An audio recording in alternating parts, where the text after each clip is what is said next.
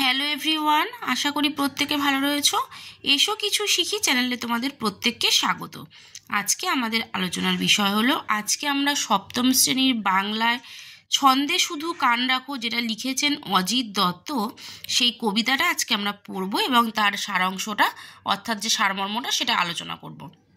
তো সবার প্রথমে বলি, যারা চ্যানেলে নতুন অবশ্যই তুমি চ্যানেলটাকে সাবস্ক্রাইব করে রেখো পরবর্তী ভিডিওগুলো দেখার জন্য। ভিডিওটা ভালো লাগলে অবশ্যই একটা লাইক করে কিন্তু বন্ধুদের সাথে শেয়ার করো। তো চলো আলোচনাটা শুরু করি।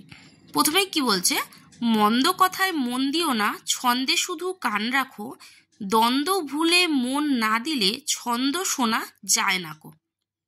তাহলে যে কোনো কিছুর মধ্যেই কিন্তু প্রকৃতির যে কোনো কিছুর মধ্যেই আমরা একটা ছন্দ বা তাল খুঁজে পাই, ঠিক আছে?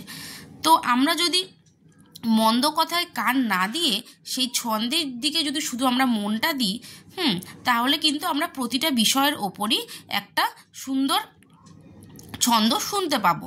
তারপরে কি বলছে, দ্বন্দ্ব ভুলে মন না দিলে ছন্দ শোনা যায় না কো। তাহলে এখানে বলছে যে সমস্ত বিভেদ দ্বন্দ্ব দূরে সরিয়ে, মন থেকে দূরে সরিয়ে যদি আমরা না দিই, তাহলে কিন্তু আমরা ছন্দ শুনতে পারবো না। তাই কবি বলছে যে মন্দ কথায় কান না দিয়ে পৃথিবীর যে সব কিছুই ছন্দময়, সেই সব কিছুর দিকে কান দিতে। ছন্দ আছে ঝড় বাদলে, ছন্দ আছে জ্যোৎস্নাতে। বলছে এই যে ঝড় বৃষ্টি হয়, সব কিছুর মধ্যে কিন্তু একটা আওয়াজ, একটা ছন্দ আছে, ঠিক আছে? জ্যোৎস্নার মধ্যেও সেই ছন্দটা রয়েছে, ঝড় বাদলের মধ্যেও সেই ছন্দটা রয়েছে। সব কিছুরই কিন্তু একটা আলাদা আলাদা আওয়াজ রয়েছে, একটা ছন্দ রয়েছে। দিন দুপুরে পাখির ডাকে, ঝিঝির ডাকে ঘোর রাতে। বলছে দিনের বেলা পাখির ডাকে, তার মধ্যে একটা ছন্দ রয়েছে।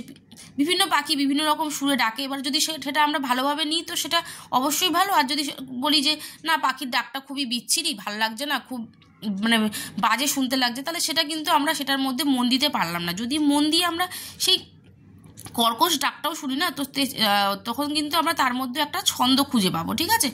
বলছে দিন দুপুরে দেখো পাখির ডাকেও তখন আমরা ছন্দ শুনতে পাবো, আবার রাত্রেবেলা ঝিঝির ডাকেও কিন্তু আমরা একটা ছন্দ শুনতে পাবো। নদীর স্রোতের ছন্দ যদি মনের মাঝে শুনতে পাও, দেখবে তখন তেমন ছড়া কেউ লেখেনি আর কোথাও।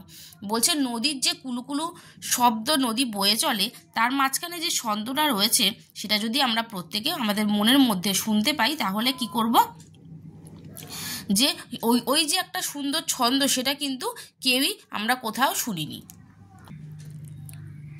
দেখবে তখন তেমন ছড়া কেউ লেখেনি আর কোথাও। আচ্ছা, হয়ে গেল। তারপরে বলছে ছন্দ বাজে মোটর চাকায়, ছন্দে চলে রেলগাড়ি, জলের ছন্দে তাল মিলিয়ে নৌকা জাহাজ দেয় পারি। সেরকমভাবেই বলছে যে মোটর চাকায় মানে মোটর গাড়ির চাকাতেও একটা আলাদা ছন্দ আছে, রেলগাড়ির চাকাতেও একটা ছন্দ আছে। রেলগাড়ি ঝিকঝিক করে চলে, মোটর গাড়ির একটা আলাদা শব্দ, ঠিক আছে? প্রতিটা শব্দের মধ্যেই যদি আমরা কান পাততে পারি, তো দেখবো একটা আলাদা রকমের ছন্দ বাজছে। জলের ছন্দে তাল মিলিয়ে নৌকা জাহাজ দেয় পারি। জলের মধ্যেও যে নৌকা জাহাজ চলে, সেগুলোর মধ্যেও কিন্তু একটা ছন্দ রয়েছে। কান পেতে যা শুনতে পাবে, কিচ্ছুটি নয় ছন্দহীন, সকল ছন্দ শুনবে যারা, কান পেতে আর মন পেতে চিনবে তারা ভুবনটাকে ছন্দ সুরের সংকেতে।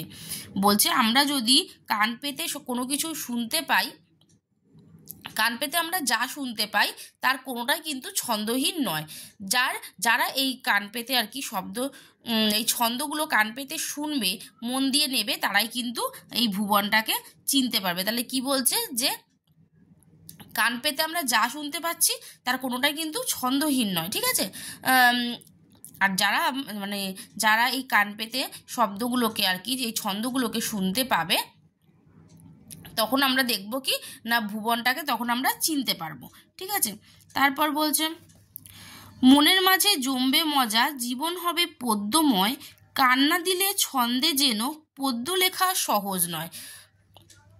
বলছে ছন্দ সুরের সংকেতে মনের মাঝে কি হবে না মজা জমবে, আর জীবন কি হয়ে যাবে, জীবন তখন পদ্যময় হয়ে যাবে। মানে যখন আমরা কোনো ছন্দ শুনবো, সেই ছন্দের তালে তালে আমাদের জীবনটাও কিন্তু কবিতার মতো সুন্দর একটা পদ্যময় জীবন আমাদের তৈরি হবে। ছন্দে যদি আমরা কান্না দিই, তাহলে কিন্তু পদ্য লেখা সহজ হবে না। যে কোনো কিছু লেখার জন্য একটা ছন্দের দরকার, একটা তালের দরকার। তো আমরা যদি সেই ছন্দে কান না দিই তাহলে কিন্তু আমরা প্রত্যেকেই আমাদের জীবনটা ছন্দহীন হয়ে যাবে, আর আমরা কিন্তু পদ্য লিখতে পারবো না, অর্থাৎ জীবনটাকে সুন্দরভাবে এগিয়ে নিয়ে যেতে পারবো না। তো আমি আশা করি প্রত্যেককে খুব ভালোভাবে বোঝাতে পেরেছি। তোমরা যদি বুঝে থাকো অবশ্যই কিন্তু আমার চ্যানেলটাকে একটা সাবস্ক্রাইব করে দিও, ভিডিওটা একটা লাইক করে দিও, আর যারা এখনও চ্যানেলটা সাবস্ক্রাইব করোনি অবশ্যই কিন্তু সাবস্ক্রাইব করে রাখো পরবর্তী ভিডিওগুলো দেখার জন্য। তো এই যে আমরা ছন্দে শুধু কান্নাকোটা পড়লাম, তার যে হাতে কলমেগুলো রয়েছে সেগুলো তোমাদের সেই ভিডিও আপলোড করে দিয়েছি আমি হাতে কলমেগুলোর, অবশ্যই তোমরা কিন্তু সেখান থেকে দেখে নিতে পারবে, আমার চ্যানেল ফলো করলেই দেখে নিতে পারবে।